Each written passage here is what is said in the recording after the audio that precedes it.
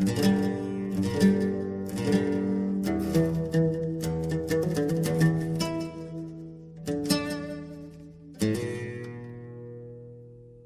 اللمين شال النوار، شال النوار ظل البيت، شال النوار ظل البيت. وها هي مدني السني تدفع بأحد مبدعيها للواجهة لتؤكد علو كعبها، وتلعب بالجوكر هذه المرة وتقدم أبو اللمين.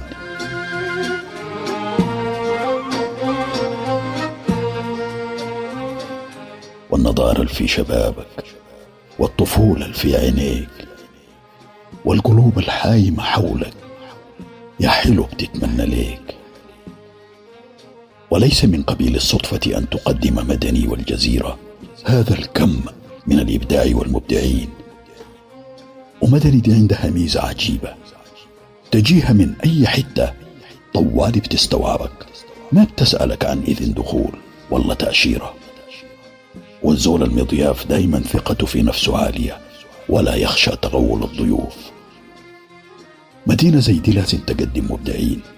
ناس مدني ديل لو لعبوا ضمنة طعمها بكون مختلف، خليه يلعبوا بالجوكر.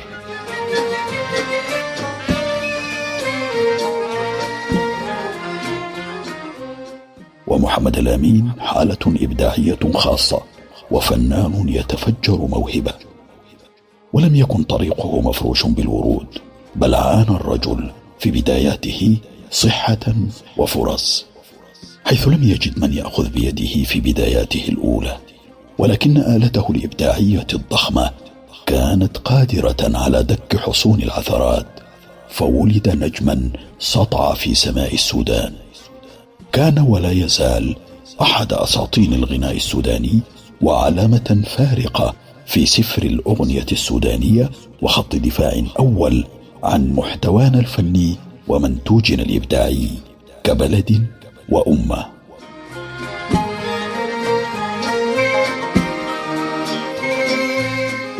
محمد الأمين فنان عبقري، استطاع أن يحدث تطويرا في شكل الأغنية السودانية من حيث اللحن والتوزيع، من خلال موهبة جبارة وإحساس مختلف، فكان من المجددين، حالة خاصة وفنان بعيد وعواد مبهر.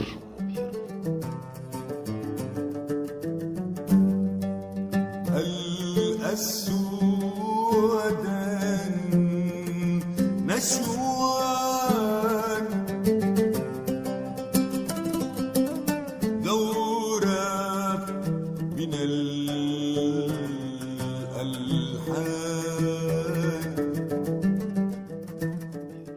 عزف العود عمره 12 سنة، كان عنده خاله بيعزف العود برضه، ده شغل جينات. لكن قطع شك محمد الأمين ده طفرة جينية. لو لحق لما دخل في صولة العود، عليك أن تستسلم وتستغفر بس من هذا الدفق الإنساني النبيل.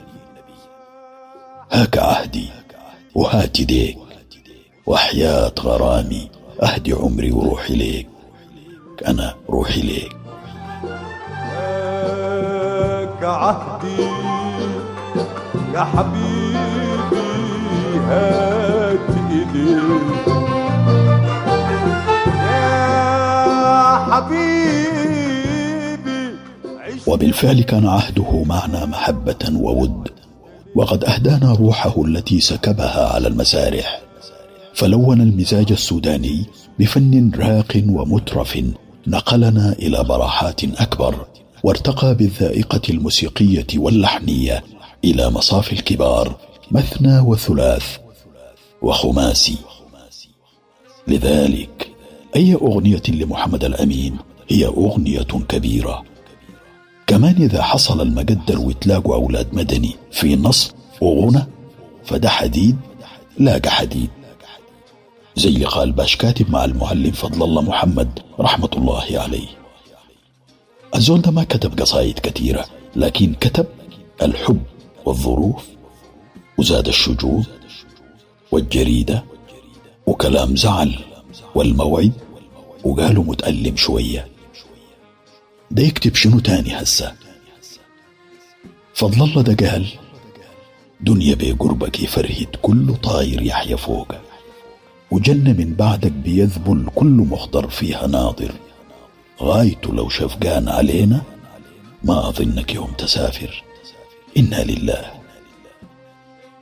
لذلك شكل مع محمد الأمين ثنائية مبدعة قدمت هذه الأغنيات الخالدة. ولما أصدر الجريدة كتب: ساعة مرت، ساعة واكتر، والوقت روح تأخر، زي عنادك عايز أعاند، لكنه يظهر ما حأقدر، عايز أقول لك بحبك يا وحيدة، بقرا في عيونك حياتي وعاملة مشغولة بجريدة. بالله في زول بلحن كلام زي ده؟ وقد فعلها محمد الأمين وشحتف الشعب السوداني كله قبل ما يقول بحبك. كنت عايز أقول بحبك.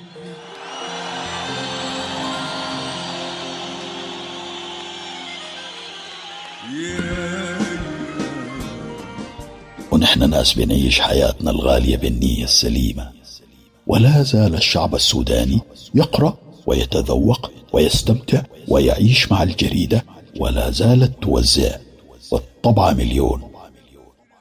فضل الله قال: عايز أقول لك. كيف أقول لك؟ ما بقول لك. مش مخير؟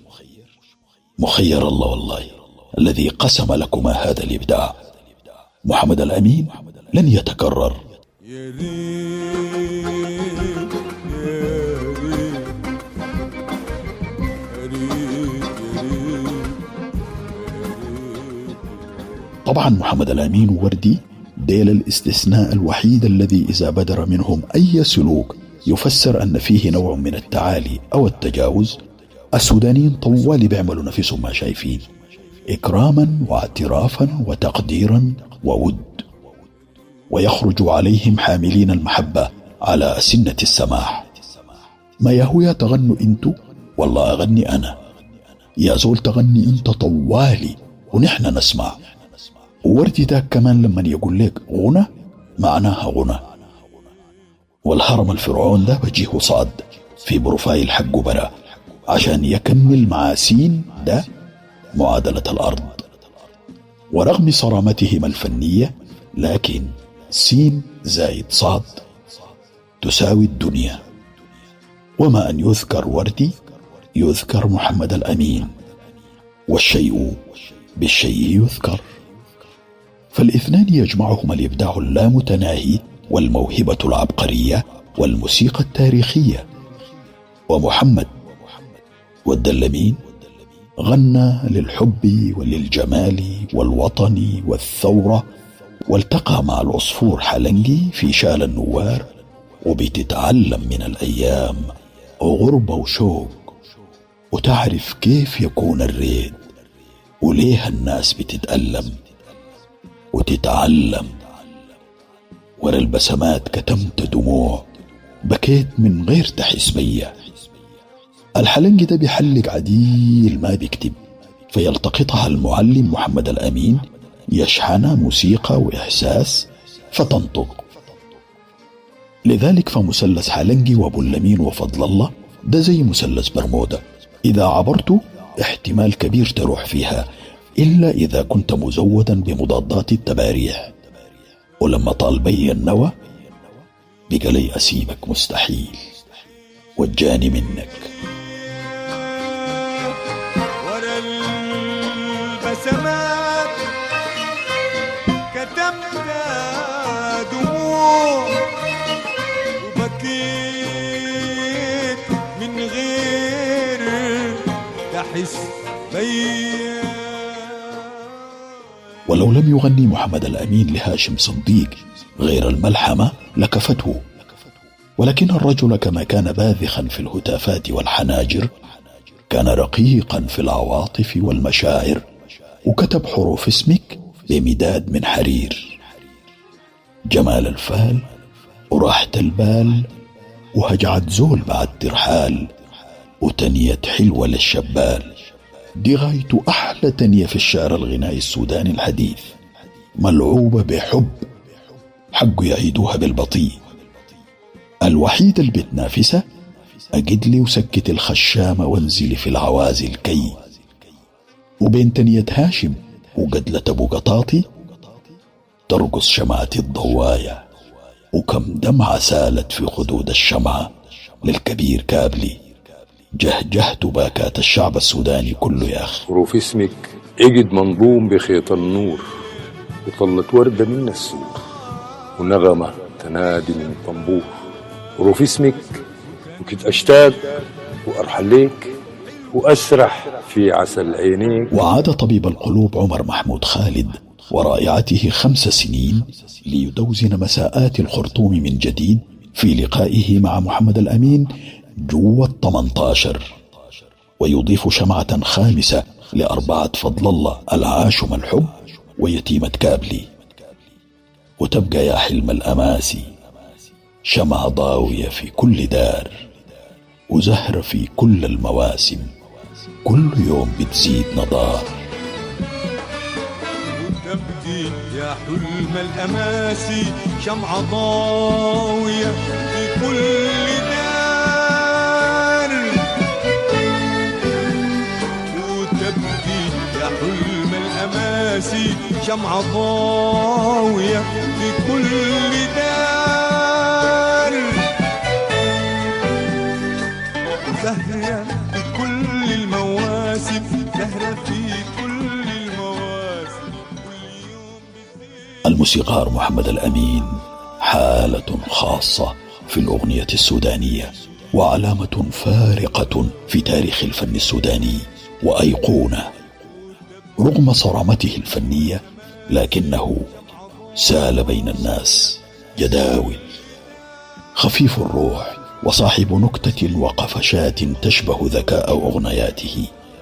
وكلما وقعت هزة غنائية في مسيرتنا الفنية نعاين لأبو اللمين ده ونتماسك. ولو وشوش صوت الريح في الباب، ولو وشوش صوت الريح في الباب يسبقنا الشوق، يسبقنا الشوق العينين قبل العينين. صحي يا باش كاتب؟ صوت الريح في الباب يسبقنا الشوق، يسبقنا الشوق قبل العينين. لو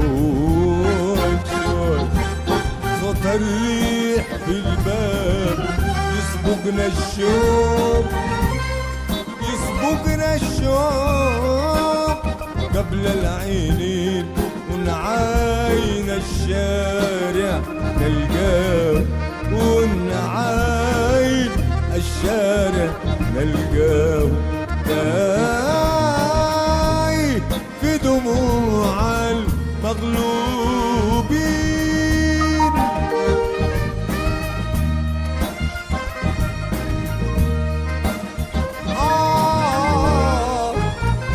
أو أنا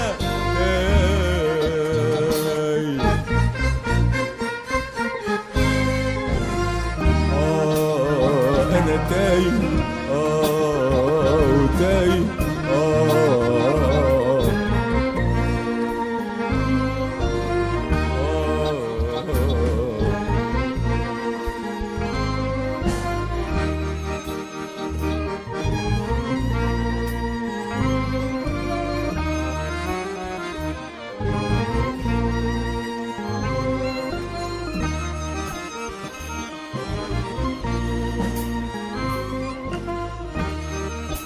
العيد جاب الناس لينا ما جابك، العيد جاب الناس لينا ما جابك، يعني نسيتنا خلاص، يعني نسيتنا خلاص، مع انك انت خليتنا، مع انك انت خليتنا، مع انك انت خليتنا، مع انك